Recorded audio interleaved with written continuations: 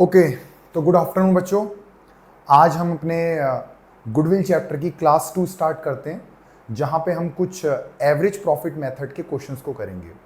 तो जैसा कि आप सब लोग देख रहे हैं, आपका जो यहाँ पे पहला क्वेश्चन है, Divya purchase Jyotish business with effect from 1 April 19, profit shown by Jyotish business for the last 3 financial year. आपको ये पिछले 3 फाइनेंशियल ईयर के प्रॉफिट या लॉस गिवन है, कुछ एडजस्टमेंट गिवन है, और आपको गुडविल की वैल्यू निकालनी है on the basis of 2 year purchase, और आपका मेथड है एवरेज प्रॉफिट मेथड। तो चलिए शुरू करते हैं। इस क्वेश्चन को कैसे करते हैं?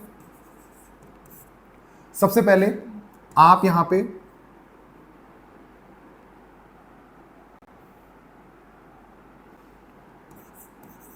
ईयर सेलेक्ट करेंगे, 16, 17, 17, 18, 18, 19। देन उसके बाद आपको वही प्रॉफिट या लॉस जो भी गिवन है, आपको प्रॉफिट गिवन है इस फाइनेंशियल ईयर में 1 लाख, देन 1,25,000, और उसके बाद 112,500। फिर एक कॉलम बनेगा एडजस्टमेंट का। एडजस्टमेंट में क्या आएगा? सबसे पहले कह रहा है कि इसमें एबनॉर्मल गेन इंक्लूड है, और मैंने आपको बताया था एबनॉर्मल गेन को क्या करते हैं, माइनस। ये मैं अपनी लास्ट वीडियो में आपसे डिस्कस कर चुका हूं। सेकंड वाले में एबनॉर्मल लॉस है, तो इसको क्या करेंगे बेटा, प्लस करेंगे। देन उसके बाद आपको लिख रखा है 12,500 का इंश्योरेंस प्रीमियम है, नाउ टू बी इंश्योर्ड, मतलब आपने इंश्योरेंस नहीं कराया लेकिन इंश्योरेंस आपको कराना चाहिए, जो कि एक बहुत इंपॉर्टेंट एक्सपेंस होता है, जिसे कहते हैं रेकरिंग नेचर के एक्सपेंस। तो इसलिए आपको इसको भी क्या करना है, माइनस करना है 12,500। ये करने के बाद हमारे पास जो प्रॉफिट आता है उसे कहते हैं नॉर्मल प्रॉफिट, मतलब वो प्रॉफिट जो एडजस्टमेंट के बाद आया है। तो 1 में से 1215 गए तो 87,500, 125 प्लस 25 150। देन उसके बाद 112,500 में से माइनस करेंगे तो आंसर आपका आएगा 1 लाख। इन सबको अब आप सम करेंगे तो कितना आंसर आता है, 250, और इसका आंसर आएगा 250, 337,500। ठीक है, ये इन सबका सम है। फिर आपको क्या निकालना है, एवरेज प्रॉफिट। एवरेज प्रॉफिट कैसे निकलता है, एडजस्टमेंट के बाद जो टोटल आएगा उसको आप यहां लिखेंगे, और 1 2 3 आपके पास फाइनेंशियल ईयर है 3, तो आपका आंसर कितना आ रहा है,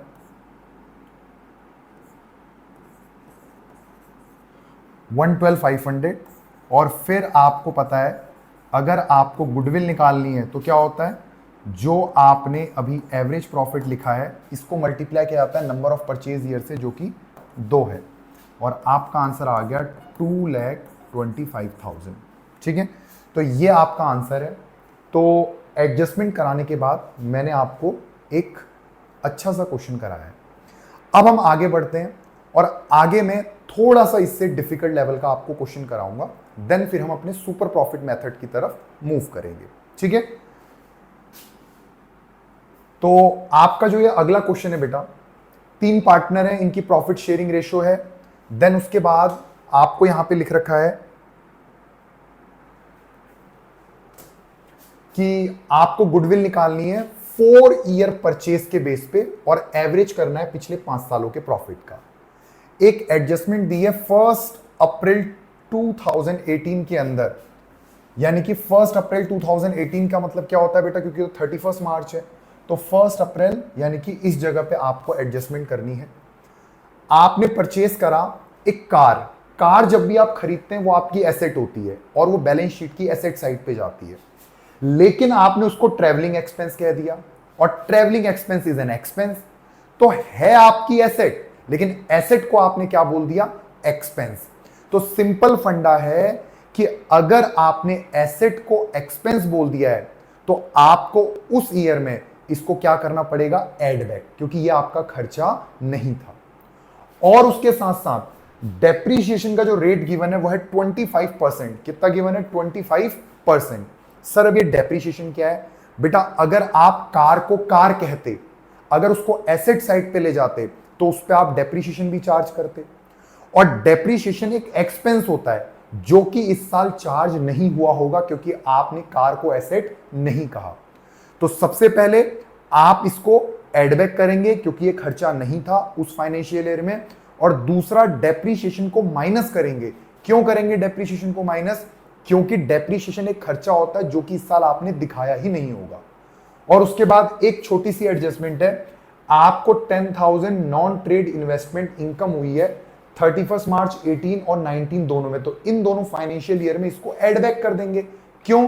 क्योंकि वो इनकम जो बिजनेस की नहीं होती उसे हम गुडविल निकालते वक्त इग्नोर करते हैं और उसको माइनस करते हैं। तो चलिए इसका सॉल्यूशन आप कैसे करेंगे? सबसे पहले आप लिखेंगे ईयर। करने का तरीका, कौन कौन से ईयर है? 31 मार्च 15 है, यानी कि 14-15, 15-16, 16-17, 17-18, 18-19। ईयर के बाद आपको गिवन होता है या तो प्रॉफिट या तो उस फाइनेंशियल ईयर का लॉस। तो ये है 150, ये है 350, ये है आपका 5 लाख, ये है आपका 7,10,000 और ये है लॉस। तो लॉस को आप ऐसे ब्रैकेट में लिखेंगे माइनस, ठीक है। फिर आप करेंगे बेटा एडजस्टमेंट।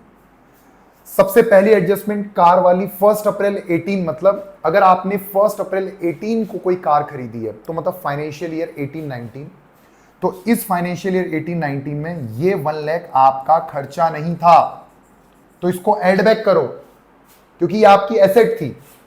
फिर इस पे जो डेप्रीशिएशन लगना था वो आपने माइनस करा ही नहीं होगा क्योंकि आपने उसको एसेट दिखाया नहीं। तो 1 लाख का 25% कितना होता है बेटा? 25,000। तो इसको आपने माइनस कर दिया। और उसके बाद फिर ये जो नॉन ट्रेड इन्वेस्टमेंट है 2 फाइनेंशियल ईयर में, तो यहां पे भी 10,000 माइनस और यहां पे भी 10,000 माइनस। अब एडजस्टमेंट करने के बाद आपको मिलेगा आपका नॉर्मल प्रॉफिट। तो अगर मैं पहले 3 फाइनेंशियल ईयर की बात करूं तो वहां तो कुछ है ही नहीं, 150, ये बेटा 5 है, ये 8 बन जाता है मेरा बाद में, बट इस बात का ध्यान रखना। 350, देन दूसरा आपका 5 लाख, और फिर आप 7-10 में से 10 माइनस करेंगे तो आपका आंसर आएगा 7 लाख। और उसके बाद अगर 590 और 90 प्लस का 5 लाख, 5 में से ये होगा आपका 475 मेरे हिसाब से। 590 में से 10, 6, 1 में से गए 5, 25 के 475। अब इनको आप प्लस कीजिए। इनको जब आप प्लस करेंगे तो आपका आंसर कितना आएगा? 5 और 3 8, 8 और 1 9, 9 8 10, 10 और 7 17, 17 और 4 2175, ठीक है। अब उसके बाद आप क्या करेंगे? एवरेज प्रॉफिट निकालेंगे। एवरेज प्रॉफिट कैसे निकलता है? 2175 divide by 1 2 3 4 5।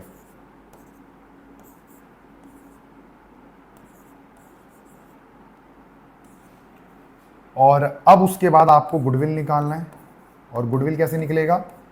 435 into number of purchase year. और अगर मैं number of purchase year check करूं कि नंबर ऑफ परचेज ईयर कितना है, तो वो है आपका नंबर ऑफ परचेज ईयर बेटा 4 ईयर परचेज, तो इंटू 4।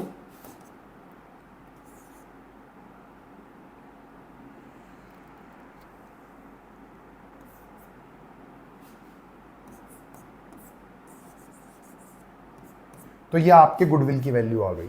तो ये मैंने आपको एक बहुत अच्छा क्वेश्चन एवरेज प्रॉफिट मेथड का भी सिखाया। तो आपका एवरेज प्रॉफिट मेथड क्या हो चुका है बच्चों? खत्म हो चुका है। नाउ हम अपनी अगली क्लास में सुपर प्रॉफिट मेथड कवर करेंगे, ठीक है। तब तक ध्यान रखिए अपना और अपनों का। Bye bye. है।